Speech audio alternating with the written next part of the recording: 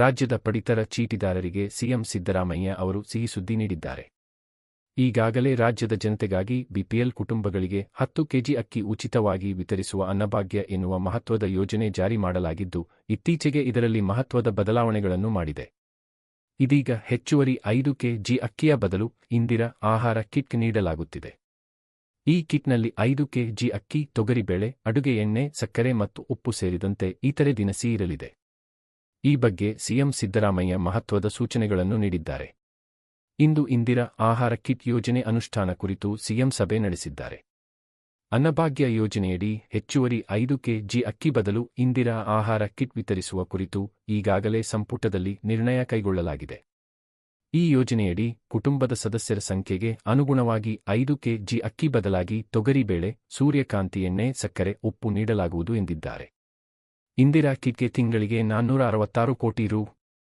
ವೆಚ್ಚ ಪ್ರತಿ ತಿಂಗಳು ಪ್ರಸ್ತುತ 1,25,08,262 ಇಂದಿರಾ ಆಹಾರ ಕಿಟ್ಗಳ ಅಗತ್ಯವಿದೆ.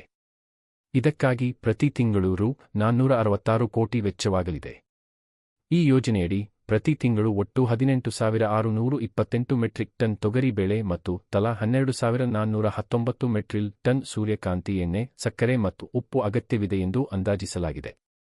ಆಹಾರ ಕಿಟ್ನಲ್ಲಿ ಪೌಷ್ಟಿಕಾಂಶಗಳಿಂದ ಕೂಡಿರುವ ತೊಗರಿಬೇಳೆ ಗರಿಷ್ಠ ಪ್ರಮಾಣದಲ್ಲಿ ನೀಡಲು ಕ್ರಮ ಕೈಗೊಳ್ಳಬೇಕು ಎಂದು ಸೂಚನೆ ನೀಡಿದ್ದಾರೆ. ನಫೆಡ್, ಎನ್ಸಿಸಿಎಫ್ನಂತಹ ಕೇಂದ್ರ ಸರಬರಾಜು ಸಂಸ್ಥೆಗಳ ಮೂಲಕ ಅಥವಾ ಖರೀದಿ ಪ್ರಕ್ರಿಯೆಯನ್ನು ಪಾರದರ್ಶಕವಾಗಿ ಕೆಟಿಪಿಪಿ ಅನ್ವಯ ಕೈಗೊಳ್ಳಲು ಕ್ರಮ ಕೈಗೊಳ್ಳಬೇಕು. ಉತ್ತಮ ಗುಣಮಟ್ಟದ ಆಹಾರ ಸಾಮಗ್ರಿಗಳನ್ನು ಪೂರೈಸಲು ಕ್ರಮ ಕೈಗೊಳ್ಳಬೇಕು.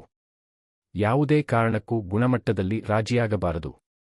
ಅದೇ ರೀತಿ ಅಳತೆಯಲ್ಲಿ ಹೆಚ್ಚು ಕಡಿಮೆಯಾಗದಂತೆ ಎಚ್ಚರಿಕೆ ವಹಿಸಬೇಕು ಎಂದು ಎಚ್ಚರಿಕೆ ನೀಡಿದ್ದಾರೆ. ನ್ಯಾಯಬೆಲೆ ಅಂಗಡಿಗಳಲ್ಲಿ ಕ್ಯೂಆರ್ ಕೋಡ್, ಪಡಿತರದಲ್ಲಿ ಅತ್ಯುತ್ತಮ ಗುಣಮಟ್ಟ ಕಾಯ್ದುಕೊಳ್ಳಬೇಕು. ಯಾವುದೇ ರೀತಿಯ ದೂರಿಗೆ ಅವಕಾಶವಾಗದಂತೆ ಪಾರದರ್ಶಕವಾಗಿ ಯೋಜನೆಯನ್ನು ಅನುಷ್ಠಾನಗೊಳಿಸಲು ಕ್ರಮ ಕೈಗೊಳ್ಳಬೇಕು.